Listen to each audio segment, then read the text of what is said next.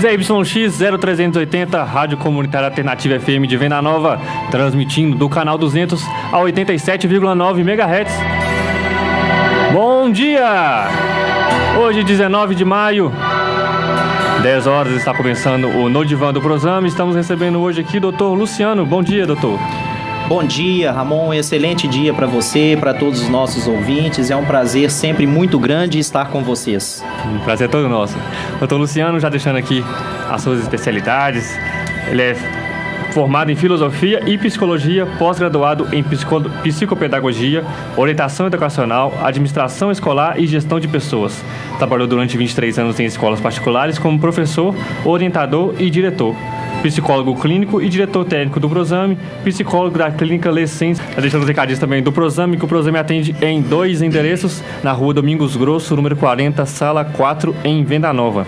Telefone 2538-5882, 2538-5882 e na área hospitalar, na Avenida Francisco Sales, 1463, no 12º andar. A sala 1205. Telefone 2515-1144, 2515-1144, WhatsApp 98815-7843, site www.prosame.com.br. Né? Quem nunca perdeu alguma coisa, ou principalmente quem nunca perdeu alguém. Né? E algumas pessoas têm muita facilidade para poder lidar com isso, outras pessoas nem tanto. Então achei que valia a pena a gente refletir um pouco sobre isso, justamente porque por ser uma experiência da qual nenhum de nós jamais vai conseguir escapar. Todos, né? Nós vamos passar por isso. Né? Verdade, né? E aí, Ramon, a minha proposta é que a nossa reflexão ela seja dividida em 2 momentos. Num primeiro momento, eu gostaria de refletir com as pessoas um pouco e com você a respeito das perdas de maneira geral. Quando nós falamos em perda, a primeira coisa que vem à cabeça da gente é o luto, né? É aquele sentimento, aquela experiência dolorosa que a gente vive sempre que falece uma pessoa que é muito próxima, uma pessoa que é muito querida. Essa, eu diria, é a principal experiência de convivência com a morte que a gente realiza. Mas, além disso, Ramon, no dia a dia, a nossa vida é constantemente permeada de situações de vida, mas também de situações de morte, né? Eu diria que a gente passa no dia a dia da gente, ao longo da nossa vida, por inúmeras experiências que também são experiências de morte. Então, a minha proposta é essa, que a gente pense um pouquinho na relação com as perdas de maneira geral. A gente perde uma amizade, a gente perde um emprego, a gente perde um bem material, a gente passa por experiências que a gente até gostaria de repetir, mas essas experiências não vão poder retornar e muitas vezes a gente fica marcado e apegado a elas. Então, primeiro a gente falaria dessas perdas em sentido mais amplo, mais geral. E depois a gente falaria um pouquinho a respeito do como administrar e como conviver com o luto. Sim, vamos Pode lá. ser? Pode sim, claro. Ok. Então, Ramon e ouvintes, acredito que vocês vão concordar comigo que só perde quem tem. Sim.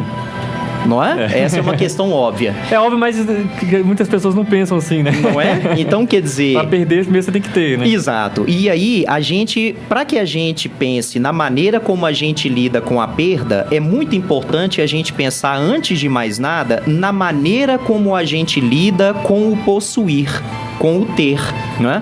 E a maneira como a gente lida com o possuir e com o ter vai fazer toda a diferença em relação à maneira como a gente vai lidar com a perda, seja ela de maneira geral ou mesmo com a questão do luto. Sim.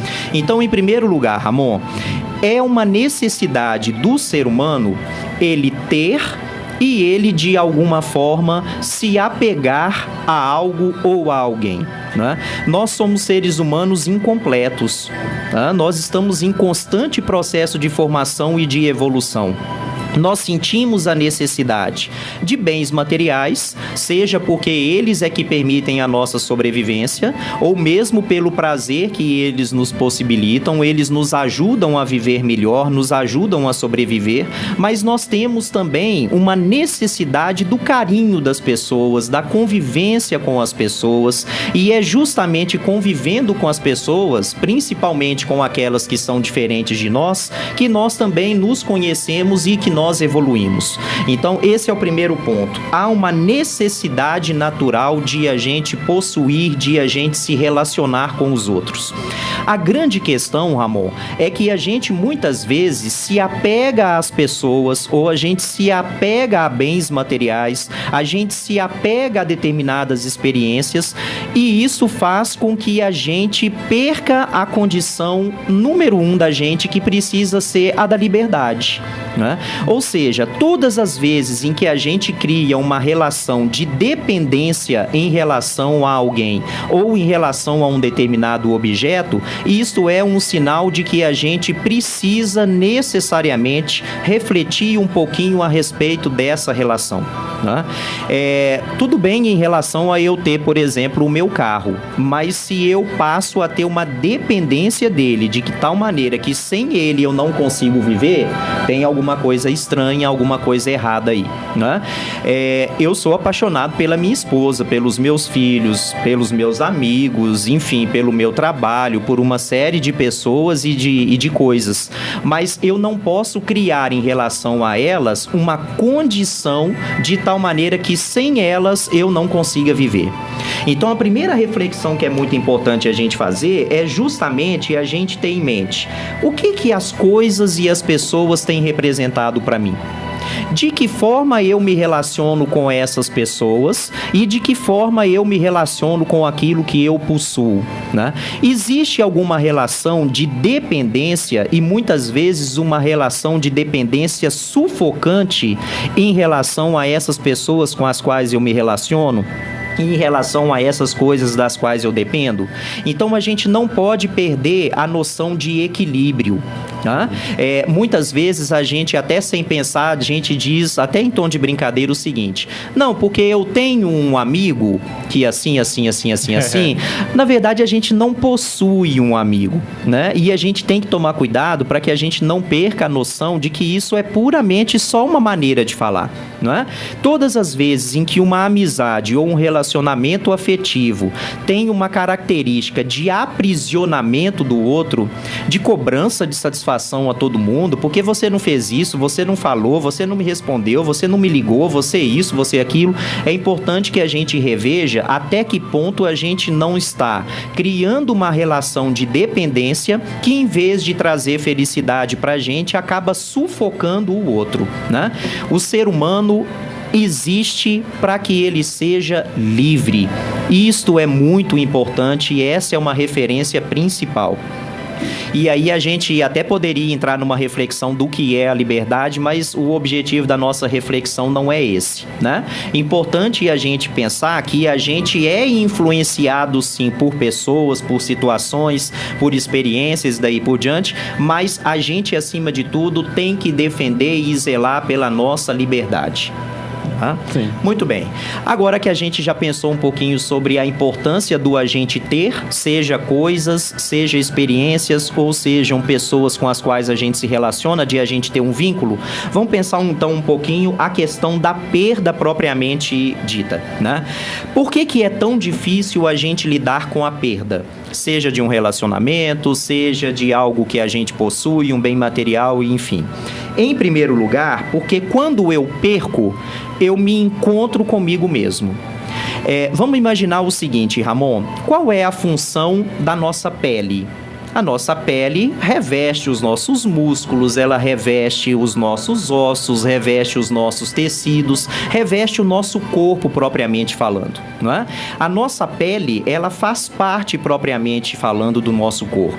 Se acontece alguma coisa, você se corta, você se machuca, enfim, você tem contato, na verdade, com uma sua parte que você não esperava ter, que normalmente você não tem. Então, de alguma forma, aquilo que a gente estabelece como vínculo faz parte natural da gente. A gente precisa disso. Isso é algo saudável. Agora, quando ao mesmo tempo você se machuca e você muitas vezes está num processo de recuperação da sua pele, de reconstrução, você tem aquela casca, por exemplo, do machucado, muitas vezes aquela casca ela serve para poder cobrir uma ferida que é passageira. Então, muitas vezes, a relação que a gente tem com as pessoas, ela deixa de ser algo natural, algo próprio do ser humano, saudável, que é necessário, para ser alguma coisa que está tampando ou que está impedindo que eu lide com uma determinada ferida. Então, vamos supor que eu seja uma pessoa excessivamente carente. E eu tenho uma pessoa que é, para mim, uma forma de eu sanar essa minha dependência, que é uma dependência exagerada e talvez doentia. No momento em que eu perco essa pessoa que era para mim a solução para um determinado problema, esse problema vem à tona. Ou seja, o problema, ele sempre existiu. Essa carência exagerada com a qual eu tinha que lidar, a princípio eu estava de alguma forma escondendo. Mas no momento em que eu perco aquela pessoa que camuflava essa minha necessidade ou esse meu problema existencial, é como se, na verdade, a casca da ferida saísse e a ferida voltasse. Você ia falar? Aí expôs o problema, né? Exatamente. Exatamente. E tem muita gente que gosta de ser essa casquinha de ferida, né? Exatamente. De tampar, de proteger. E aí a gente tem que tomar um cuidado, porque uma coisa é a gente, durante um determinado período, a gente precisar de alguém que ajude nessa cicatrização. Outra coisa é a gente desejar que essa pessoa que está tampando, a princípio, essa nossa fragilidade, a gente querer que ela permaneça para sempre e a gente se esconder atrás dela em relação a isso. Tá? A casca de machucado é temporária, né? Exatamente. Precisa ser temporária, sim, não é? Se tiver, tem algum problema. Exato, com toda certeza. Então, por que é tão difícil lidar com a perda? Justamente pelo fato de que a gente, muitas vezes, tem uma incapacidade e uma vulnerabilidade para poder lidar com aquilo que são as nossas mazelas. Então, aquilo a que eu me apegava, esse apego não era algo que me completava, era algo que camuflava, tá? Um outro motivo pelo qual a gente tem muita dificuldade para poder lidar com as perdas de maneira geral é que, principalmente, o desenvolvimento tecnológico e científico que a gente viveu durante alguns anos cria em nós, Ramon e ouvintes, uma espécie de um instinto de que tudo é eterno. Né? Então, de alguma forma, para muitas pessoas, a gente lidar com aquilo que é a perda é como se fosse algo completamente negativo. Né? É vergonha para muita gente a gente não possuir determinada coisa. A gente, há alguns dias atrás, a gente refletiu aqui justamente sobre a questão da preocupação com o corpo. Sim, né? sim. Então, aquela preocupação de que a gente tem que ser perfeito, a gente tem que ter de tudo, a gente tem que acompanhar a última moda, a gente tem que ter o último aparelho de celular, a gente tem que ter o último carro que foi lançado, a gente é o tempo inteiro bombardeado de uma ideia que a gente tem que estar sempre pleno. Aquele padrão. Não pode faltar nada pra gente, né? Então, quer dizer, se por um lado o desenvolvimento científico, inclusive, permitiu com que a gente estendesse a perspectiva, por exemplo, de vida da gente, né? Quer dizer, a expectativa de vida hoje em dia do brasileiro tá aí na casa, se eu não estiver enganado, de 70 e poucos anos, enfim.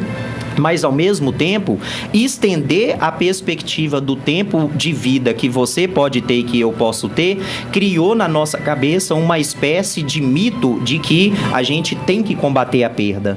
Né? Sim, sim. Então, as pessoas têm uma dificuldade para poder lidar com a frustração. Não pode faltar nada, eu tenho que ter tudo o tempo inteiro, eu não posso passar por nenhum tipo de carência.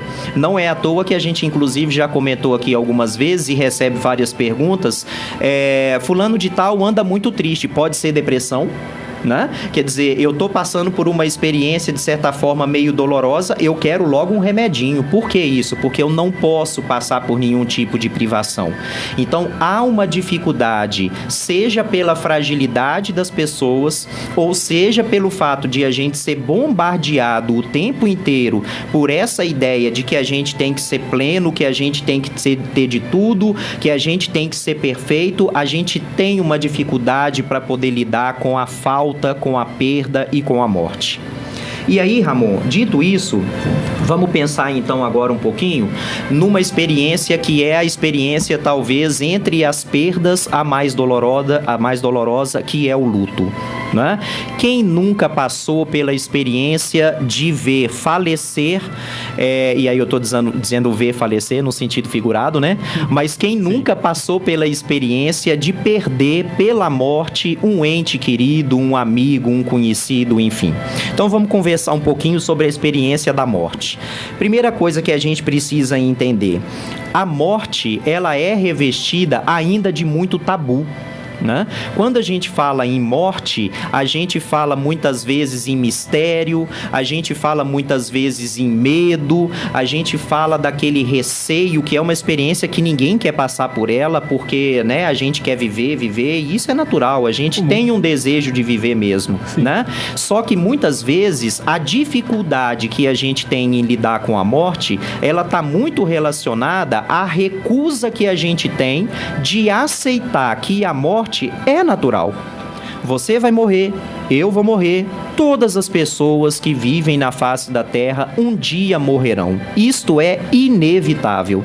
Então, em função de todo esse mistério, em função de as crenças que a gente tem são as mais variadas, e a gente tem uma diversidade de religiões que ensinam formas diferentes de viver e de lidar com a morte, né? Então tudo isso cria na cabeça da gente uma dificuldade, um tabu para poder lidar com a morte, né? E aí, o que é o luto? O luto, em primeiro lugar, Ramon, precisa ser visto como uma experiência também natural, né? A gente perde alguém da família da gente, perde um amigo, alguém falece, a gente tem que entender que o luto é uma consequência natural. É comum sentir...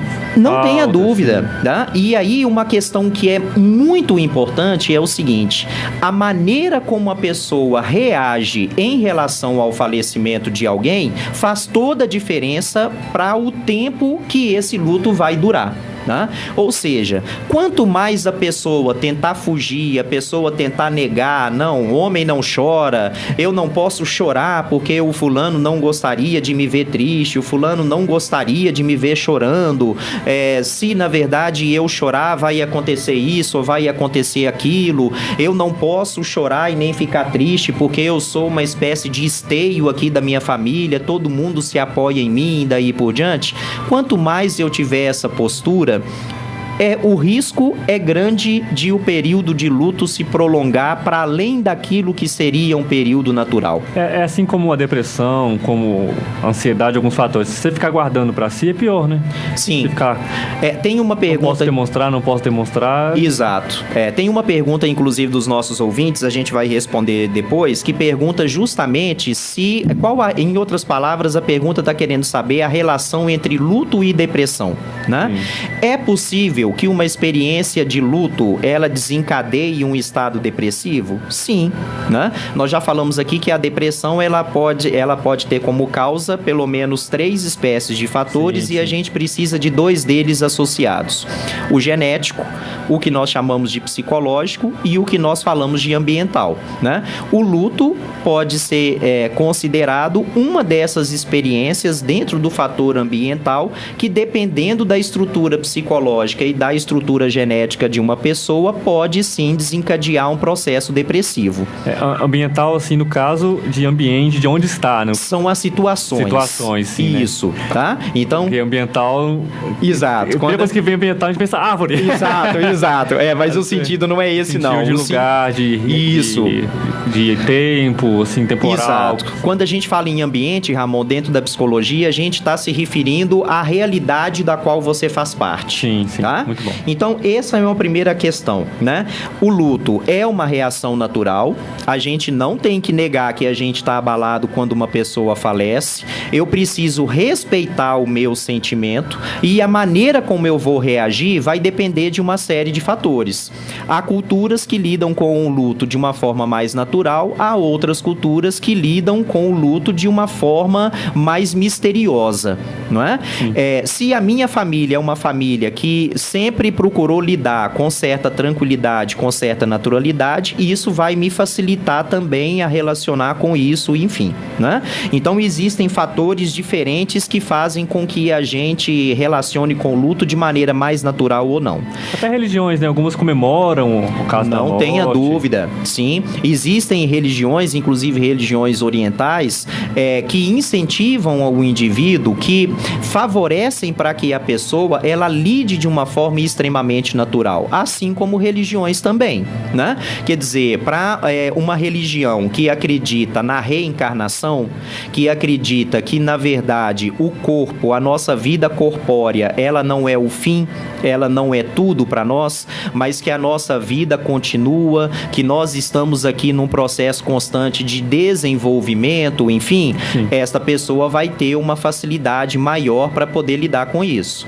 Se a gente tem uma outra religião que acredita que depois que você morrer, a sua alma vai ou para o purgatório, ou para o céu, ou para o inferno, mas que definitivamente o seu espírito não retorna, você não retorna a este mundo, a maneira como a pessoa vai lidar é de uma maneira diferente, né? Então a religião é um dos fatores que influenciam diretamente em como a gente vai lidar com o luto, tá? O que a gente poderia chamar de um luto patológico? Para a gente entender a partir de quando ou de que forma o luto pode se transformar em alguma coisa doentia ou exagerada, a gente precisa entender o seguinte, Ramon. Todos nós, sem exceção, à medida em que a gente vai tendo consciência da gente mesmo, à medida em que a gente vai tendo a capacidade de interpretar aquilo que acontece, a gente vai dando uma interpretação, um significado, um sentido, tanto para si próprio, como para o mundo, como para o outro e como para o futuro também. É por isso que a gente pode dizer que existem algumas pessoas que são mais otimistas, que são mais positivas, e outras pessoas que são mais negativas, são mais pessimistas, elas têm uma dificuldade para poder acreditar que aquilo vai dar certo, que a situação pode melhorar, enfim. É o copo cheio, o copo vazio. Né? Exatamente. Meio cheio, meio vazio. Isso. Então, o que acontece? Essa atitude que a gente tem de interpretar, de dar um significado para a gente mesmo, para o outro, para a realidade e para o futuro, ela vai interferir diretamente na maneira como a gente vai lidar com o luto. Tá? Vamos imaginar uma situação em que uma pessoa, você vai a um velório, né? E aí de um parente seu ou um conhecido, um amigo, não importa. Ali, Ramon, você vai encontrar pessoas com reações distintas. Você pode encontrar uma pessoa com imensa dificuldade para poder aceitar a morte daquela pessoa, e essa dificuldade muitas vezes pode estar relacionada ao fato de que aquela pessoa que faleceu era o motivo de viver que aquela pessoa tinha. O fulano de tal que acabou de falecer era absolutamente tudo para mim, tá? Por quê? Porque eu tenho uma autoestima lá debaixo da sola do sapato, eu não confio absolutamente em mim, eu sou uma pessoa completamente dependente, e essa pessoa era uma pessoa que era literalmente o meu suporte. Sem essa pessoa eu não dou conta de viver, porque eu sou incapaz, porque eu sou incompetente, eu não dou conta de lidar com a minha própria vida, as coisas sem essa pessoa não vão dar certo. Então agora que essa pessoa faleceu, a minha vida também acabou. Tá? Então percebe o quanto a visão que essa pessoa tem a respeito de si mesma, a respeito do outro, a respeito do mundo e a respeito do futuro está equivocada? Então, uma outra pessoa que esteja nesse mesmo velório e que também era ligada àquela pessoa que faleceu, ela pode compreender o seguinte: que a pessoa que faleceu até era uma pessoa importante para a vida dela. Era uma pessoa que, quando ela estava chateada, aquela pessoa era uma referência para ela, ela escutava os desabafos dela, enfim. Aquela pessoa era importante, mas ela é capaz de separar que aquela pessoa que faleceu contribuía para a felicidade dela, mas não era a responsável pela felicidade dela. A gente, quando escuta, por exemplo, o desabafo de alguém, Ramon, a gente precisa ter em mente que a gente não tem a possibilidade de tomar pra gente aquilo que é o problema que o outro tá passando. Absorver. O fato de eu escutar você, de você desabafar comigo, o fato de você partilhar comigo um problema que você tá tendo, o fato de eu dizer pra você o que eu penso a respeito disso, o fato de eu perguntar pra você se você já pensou sobre isso ou sobre aquilo, não pode fazer com que ao final da nossa conversa eu me vire pra você e diga assim: Ramon, eu acho que você tem que fazer é isso, assim, assim, assado. Porque todas as vezes em que eu dou um conselho pra você dessa maneira, eu tô tirando de você a possibilidade de você crescer. É por isso que um encontro com um amigo que a gente tem pode ser também um encontro terapêutico de certa forma, né?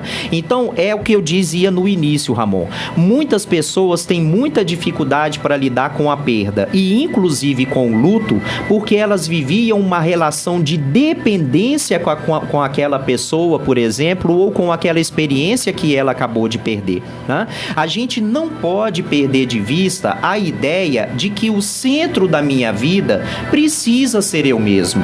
E isto não quer dizer egoísmo, tá? Isto quer dizer que eu preciso perceber que a vida é minha, ela tem que ser vivida por mim, eu sou o responsável pela minha felicidade, eu sou responsável pelas coisas que eu vou fazer opção por elas, pelas minhas atitudes e principalmente pelas minhas consequências também em relação a tudo aquilo que eu fizer.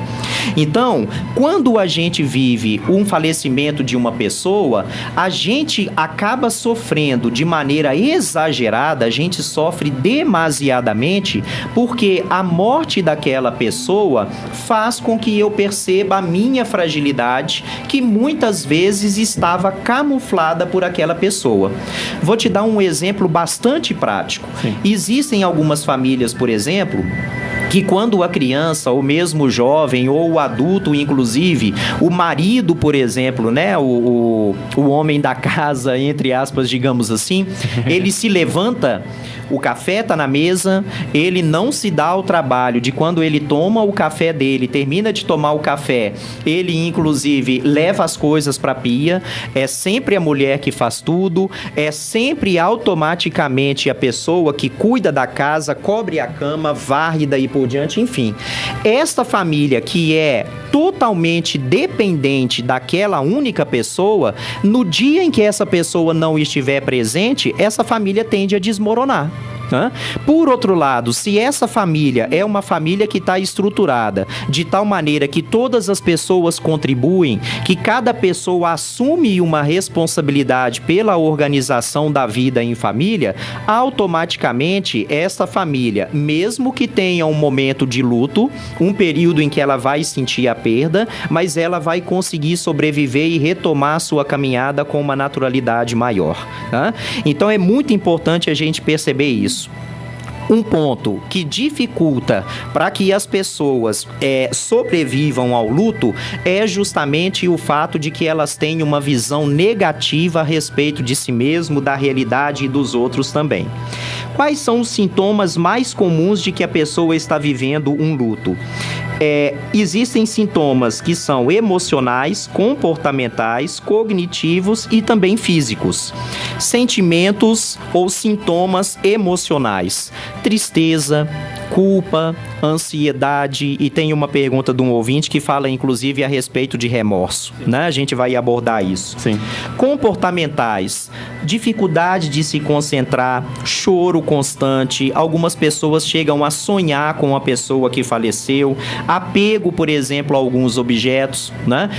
O meu parente ou meu amigo faleceu, mas eu tenho uma dificuldade muito grande para poder me desfazer daquelas coisas que eram daquela pessoa, né?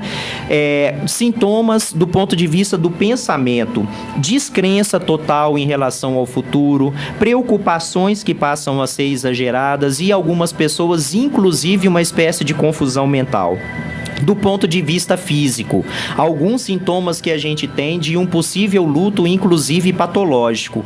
Falta de ar, que algumas pessoas chegam a sentir, aquela sensação de que elas estão sem energia, algumas pessoas, principalmente naquele momento do velório ou mesmo depois, elas chegam a ter episódios, por exemplo, de desmaios, algumas pessoas chegam a ficar, por exemplo, muito irritadas diante de determinados barulhos que são excessivos, enfim. Né? De que maneira a gente pode reagir ao luto? Importante a gente pensar o seguinte: uma das coisas que vão ser decisivas para a reação são justamente o que a gente poderia chamar de alguns padrões que a gente aprendeu ao longo da nossa educação. Tá? Então, ao longo da nossa vida, a gente vai aprendendo com os pais, a gente vai aprendendo com as pessoas, com os familiares, um determinado padrão de comportamento ou uma determinada forma de comportamento que pode fazer com que a gente lide de maneira mais natural ou de maneira mais doentia a isso, né? A gente tem uma pergunta, por exemplo, que quer saber qual a melhor maneira de a gente falar da morte com uma criança. E aí vamos até antecipar de uma vez e a gente já responde essa pergunta, pode ser? Sim, vamos lá. Tá. De que maneira a gente lida ou explica sobre a morte para uma criança? Da maneira mais natural possível. Tá? Então, há muitas pessoas, por exemplo, que quando falecem uma pessoa da família, não, fulano de tal não pode ir ao velório porque vai ficar chocada, porque vai sonhar com isso de noite, vai ficar traumatizado. Sim. Necessariamente não. Né? Então, como é que a gente explica para uma criança que o pai, o avô, o tio, a tia faleceu? Dizendo que todos nós morremos, que infelizmente aquela pessoa que era muito querida, ela neste momento ela morreu por causa disso, o nosso corpo é feito de carne e osso, nosso corpo é matéria, o nosso corpo tem um tempo que é limitado de sobrevivência, ninguém vai viver para sempre e chegou a hora e infelizmente aquela pessoa faleceu. Tá? Ah, mas eu nunca mais vou ver papai, vovô. Não, filhinho, você nunca mais vai ter a possibilidade de estar aqui com o seu avô, com essa pessoa como nós estamos, você e eu. Você gostaria de ir ao velório para você se despedir dessa pessoa? Então, muitas vezes, aquilo que a gente acha que vai ser uma experiência traumática para a pessoa, para a criança principalmente, vai ser uma experiência fundamental para que ela lide com o luto. Importante para o resto da vida, né? Não tenha dúvida. Então, pode ser, inclusive, extremamente pior, Ramon, a criança ficar com aquela sensação de: mas cadê o meu avô? Onde está o meu avô? Eu nunca mais vou ver o meu avô, eu não vou ter a oportunidade de me despedir dele. Tem gente que fala: ele viajou e não sei o quê, e nunca volta, né? Viajou, poxa, foi pro céu. Ah, mas pra onde que vai o corpo do meu avô, do meu... Filhinho, o corpo do seu avô, se você quiser ver, ele está dentro de um caixão, ele vai ser num determinado momento colocado debaixo da terra, você não vai ver mais o seu avô. E aí uma coisa que pode facilitar é a questão de que a crença religiosa pode ajudar também nessa explicação, né? Sim. Se a pessoa vai entrar em questões religiosas ou não, esta é uma opção da pessoa no diálogo que ela vai ter com a criança, né? Eu parto do princípio, eu acho que há um critério que é muito importante que a gente precisa seguir no que diz respeito à educação das crianças, que é a seguinte, Ramon: a gente não tem a necessidade de antecipar algumas coisas, mas a gente também não tem que esconder delas, né? A profundidade da explicação que a gente vai dar, isso sim é relativo, depende da maturidade da criança ou do adolescente, enfim. Mas a gente não pode partir do princípio de que a gente tem que esconder as coisas da criança. A gente muitas vezes fica querendo privar a criança ou mesmo o adolescente de determinadas experiências, e essas experiências são experiências naturais. Necessárias para mudar, não tenha dúvida. Tudo, né? né? Há crianças, por exemplo, que já passaram pela experiência do luto, fizeram um desenho em relação à pessoa, para a pessoa que faleceu. Eu posso colocar o desenho lá em cima do corpo, perto. Isto é natural, né? Sim. A criança, ela tem uma forma de elaborar a experiência de morte, né? E muitas vezes a criança, ela precisa passar pela experiência para que ela não fique, inclusive, com uma série de dúvidas na cabeça dela, enfim. Ok? Interromper rapidinho, vai pro intervalo. Nosso intervalo? Rapidinho. Perfeito, a gente volta já, né? Não sai daí. Vocês podem mandar essa pergunta pelo WhatsApp, que é o 31999929986. O No Divã do Prosame volta daqui a pouquinho, não sai daí.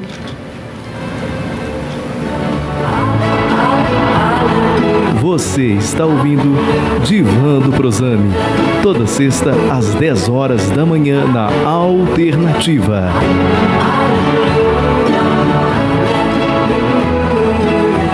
Então, olha só, Ramon, a gente terminou o primeiro bloco falando da forma como a gente reage ao luto, né?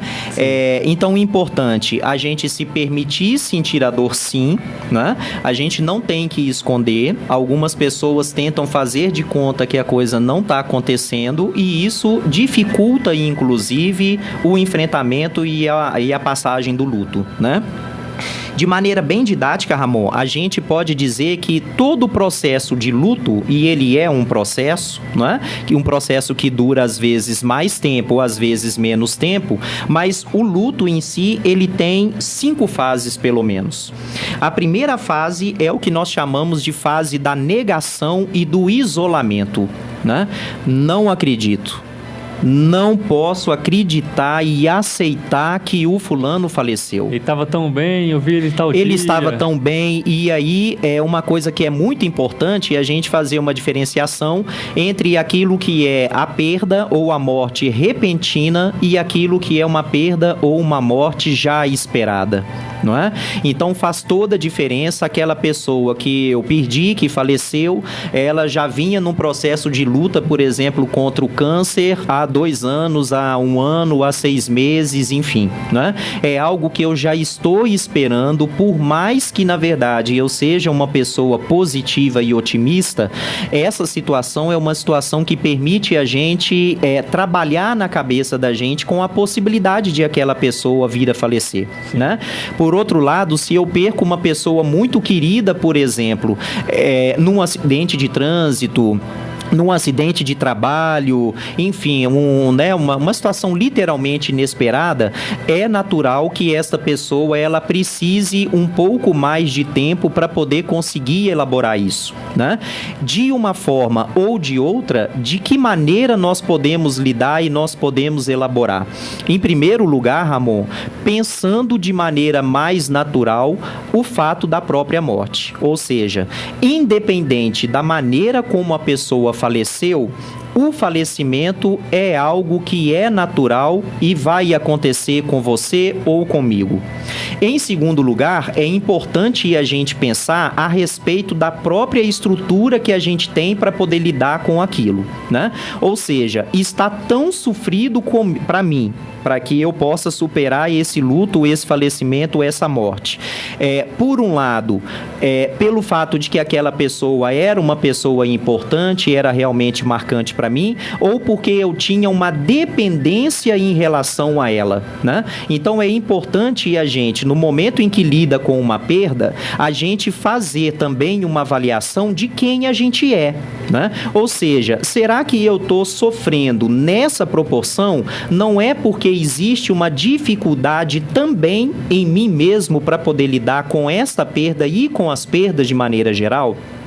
É dessa maneira que a gente tenta separar aquilo que é o luto natural daquilo que é o luto patológico, né?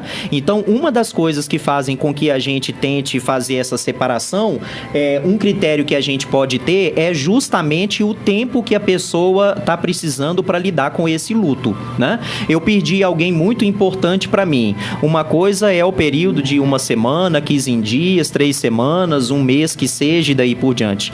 Outra coisa é o fato de eu ter perdido alguém há 2, 3, 4, 5 anos e eu ainda não dar conta de lidar com isso, né? E aí o processo de terapia é um recurso, com toda certeza, extremamente valioso para a gente lidar, né?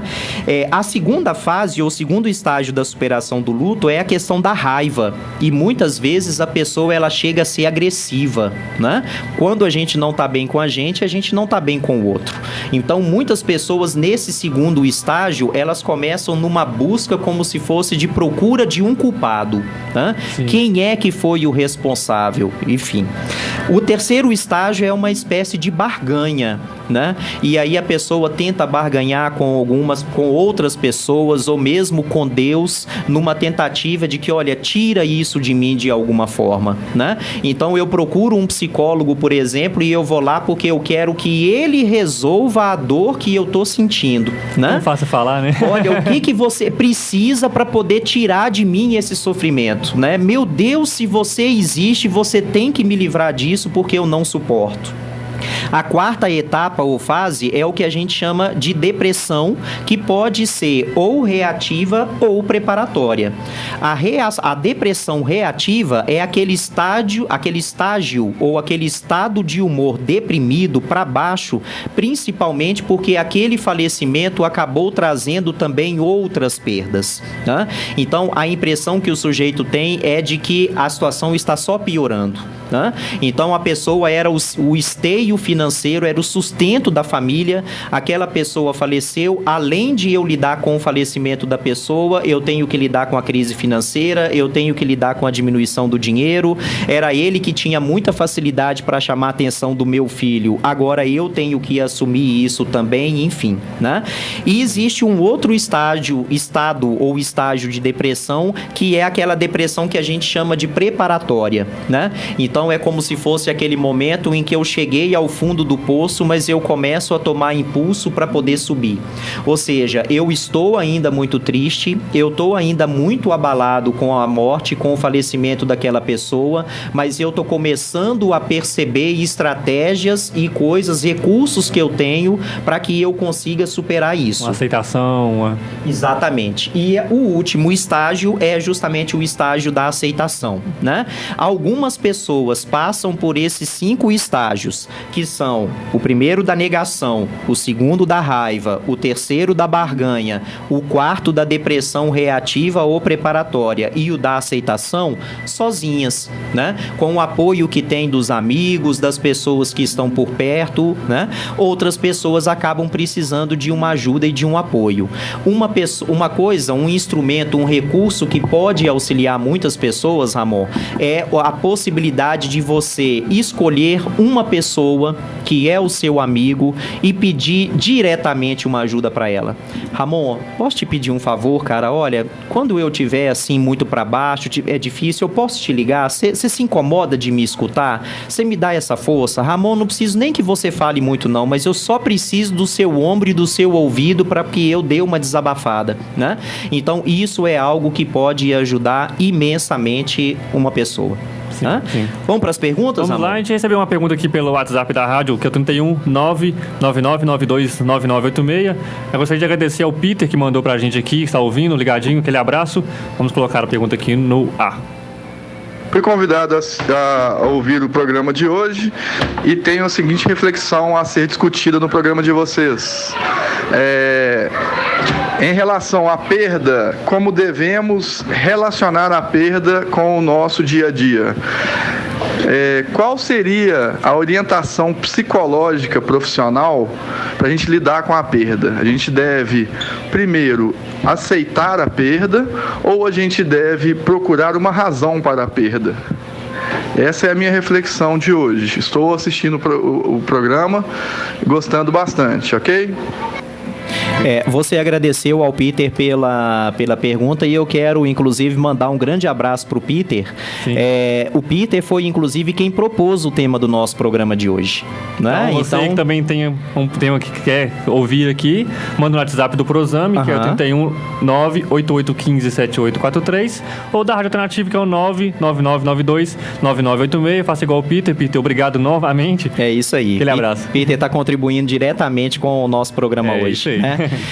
Peter, veja bem, nada contra a gente buscar uma explicação, né? Isso muitas vezes ajuda e é importante não só para que a gente elabore a própria perda, mas é importante também para que a gente, num processo de crescimento contínuo, como é o caso do ser humano, isso é natural a gente, dependendo da perda, a gente pode aprender a lidar com perdas semelhantes em outras situações.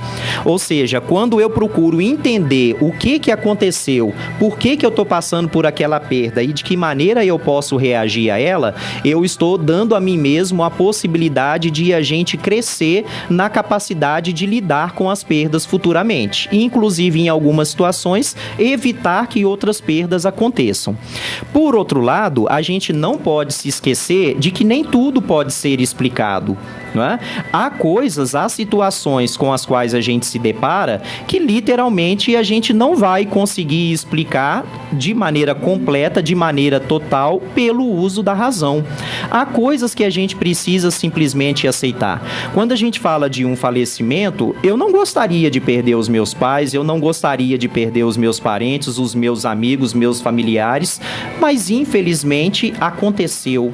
Não é? Quer dizer, algumas doenças, por exemplo, que levam à morte, têm uma explicação, outras não necessariamente. Não é? Em relação a gente conviver com a perda no dia a dia, a gente não pode se esquecer de que o próprio dia a dia, a própria rotina, ela contribui para que a gente supere a perda, não é? Então, um engano muito grande que muitas pessoas cometem é dizer que elas vão esperar passar uma determinada tristeza para elas retomarem o seu dia a dia. Retomar é uma ajuda, né? Há muitas pessoas, por exemplo, que quando falece o pai, a mãe, enfim, a pessoa ela tem direito a um determinado número de dias de afastamento do trabalho. Sim. Algumas pessoas, pelo contrário, pedem para poder voltar a trabalhar antes daquele prazo, porque o trabalho para ela ajuda nessa recuperação, né? É o caso de algumas pessoas que dizem que o trabalho é uma verdadeira terapia para elas. Vamos lá. Perguntas? Vamos às perguntas.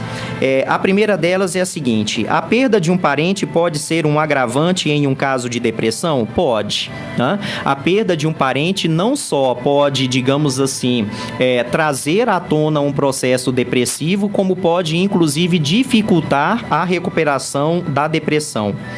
O fim de um relacionamento, essa é a segunda pergunta, o fim de um relacionamento causa um sofrimento grande em mim. Por que dói tanto? Quero dizer ao nosso ouvinte que há algumas razões possíveis. Em primeiro lugar, porque a maneira como esse fim desse relacionamento aconteceu pode ter sido realmente uma maneira que deixou muitas perguntas no ar. Muitas vezes o fim do relacionamento não foi bem digerido, não foi fruto, por exemplo, de uma reflexão. Muitas vezes uma só das duas pessoas é que teve o desejo e o fim do relacionamento acabou acontecendo. Ela definiu que ela não queria continuar esse relacionamento. Esses são alguns dos motivos. O que é importante? Nem sempre os nossos relacionamentos realmente são eternos, né? Há algumas relações que têm uma duração maior, outras não. Eu penso que essa é uma situação típica. Se o fim do relacionamento está sendo tão difícil de ser digerido, eu penso que vale a pena essa pessoa buscar um apoio terapêutico, né? Buscar uma terapia para que ela possa compreender melhor, não só o fim do relacionamento, mas para que ela possa desenvolver também essa capacidade de superar com mais facilidade as perdas dela. Sim. Terceira pergunta: minha irmã sofre ou sofreu agressão do marido, já tentamos de tudo, mas ela sempre diz que não consegue viver sem ele. Existe algum tratamento para ajudá-la? Com toda certeza sim, e esse tratamento é a terapia, né? Então este é um caso típico, como nós já dissemos, de que a pessoa ela transfere para o outro toda a capacidade ou a responsabilidade de ser feliz e de se fazer feliz, né?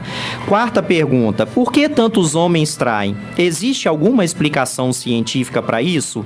Se existe, eu vou ser honesto com vocês, eu desconheço, não é? Quer dizer, um cuidado muito grande que a gente tem que ter é com a generalização das coisas. Sim, exatamente. Não é? Se por um lado há muitos homens que traem, também existem muitas mulheres que traem, né? Quem sabe a gente não faz aqui um programa dedicado a essa questão da fidelidade aos relacionamentos. Interessante. Não é? A questão da traição. Quinta pergunta: não sentir remorso com a morte de um parente é um problema? Não necessariamente. O que é o remorso? O remorso é uma angústia que a gente sente e que é trazido pela sensação de culpa, né? Essa culpa, ela pode ser real ou pode ser imaginária. O que é a culpa propriamente falando? A culpa é uma emoção que é causada por um sentimento de que a gente fez, ou mesmo de que a gente pensou alguma coisa que a gente não deveria ter feito. Então, se eu tenho a minha consciência tranquila de que eu sempre me relacionei com aquela pessoa de maneira tranquila, de maneira adequada, eu não tenho que ter remorso, né? Ou seja, quem não deve, não teme. Sim. Né? É o ditado popular.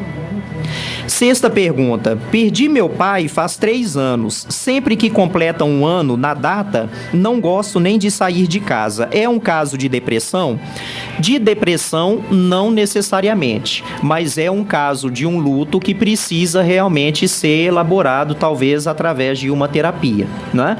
Uma coisa que a gente não pode se esquecer é o seguinte: a gente não tem que esquecer da pessoa que faleceu para a gente dizer que a gente superou o luto. Tá?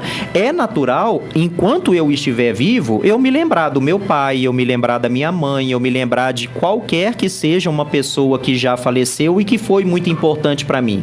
A diferença é a maneira como eu me lembro dessa pessoa. Nem é bom esquecer, né? Não tenha dúvida, né? Uma coisa é eu me lembrar com uma saudade. Puxa vida, olha, o fulano gostava muito disso. Olha, lembra aquele dia que o fulano estava almoçando aqui com a gente e que ele contou essa piada? Exatamente. Né? Puxa vida, que saudade, olha, era muito bacana. Isso é natural. Não é? Quer dizer, isso não é patológico. A gente se lembrar na data em que a pessoa faleceu esporadicamente, ou mesmo que a gente se lembre todo ano, a princípio nada de anormal. A questão é de que maneira, qual a consequência que essa lembrança traz pra gente, né? A sétima pergunta: como explicar uma morte para uma criança? A gente já respondeu, né? Enquanto a gente tinha aquele primeiro momento de fala a respeito do tema, lidar sempre com muita naturalidade. Ramon, para poder fechar, né, a minha participação no programa, eu abri dizendo que vida e morte são duas faces da mesma moeda. E aí uma coisa que é muito importante para a gente, tão importante quanto a gente ver a morte com naturalidade, é a gente ser literalmente obcecado pela vida. Né? Então, uma das grandes dificuldades que a gente tem para poder lidar com a morte é o fato de que a gente acaba convivendo com a sensação de que a gente não viveu plenamente, né? Uma das nossas ouvintes falou justamente dessa questão de se ela deveria sentir remorso ou não. Como a gente comentou, se a minha convivência com você é uma convivência saudável, eu procurei aproveitar os momentos que a gente teve para poder passar junto, aquilo que eu precisava te dizer, eu te disse, eu sempre que tive a oportunidade de falar para você a respeito do meu carinho que eu tinha para você e do quanto você era importante para mim, eu falei. Se eu vivi plenamente, excelente, né? Agora, sempre que eu tenho aquela sensação de que eu não aproveitei o suficiente, isso dificulta para mim a convivência com uma situação de perda.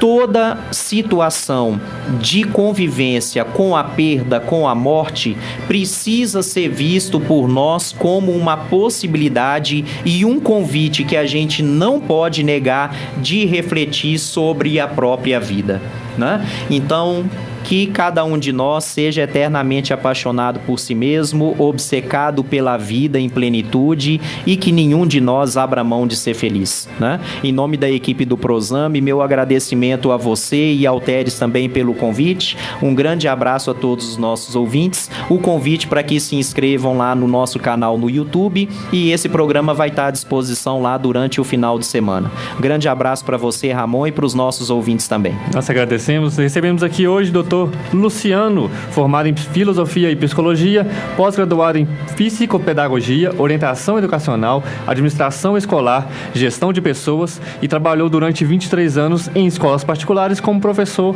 orientador e diretor, psicólogo clínico do Prozame e psicólogo da clínica Lessense. Acesse o site do Prozame, que é o www.prozame.com.br. O Prozame atende em 2 endereços: unidade 1 em Venda Nova, na rua Domingos Grosso, número 40, sala 4, telefone 2538-5882, e a unidade 2 na Avenida Francisco Sales, 1463, na área hospitalar, 12º andar, na sala 1205. Telefone 2515-1144, o WhatsApp do Prozame 98815-7843. Você pode tirar suas dúvidas sobre agendamento de consultas, mandar as suas perguntas para o programa de semana que vem, e também pelo WhatsApp da rádio, que é o 999929986. Agradecer a você que está ouvindo pelo site www.alternativavn.com.br e convidar vocês a semana que vem ligarem para a gente durante o programa. O telefone é 3458-6283. Um abraço para o Peter, que mandou a pergunta para a gente, e também para a Júnia do Digão, que agradeceu aqui pelo programa. Uma bela reflexão sobre o luto. Realmente foi bem interessante o programa hoje. Nós vamos ficando... Bem, viu, Ramon? Oi? Júnior, conheço o Júnior, conheço o Digão. Um grande abraço para eles. Todos aí. Então, espero que semana que vem estejam ouvindo também, com certeza. Com certeza. É isso aí, então. Nós vamos ficando por aqui. Eu volto à noite com o Touchdown Mineiro, as informações do futebol americano. Essa é a Rádio Alternativa. Agradecer a todos pela audiência, pela paciência, pela compreensão. Nós voltamos. Não saia daí, que agora está chegando 1 hora de aliança com Deus, 1 hora de oração. Essa é a Rádio Alternativa FM, muito mais com a emissora, um projeto social de comunicação. Bom dia.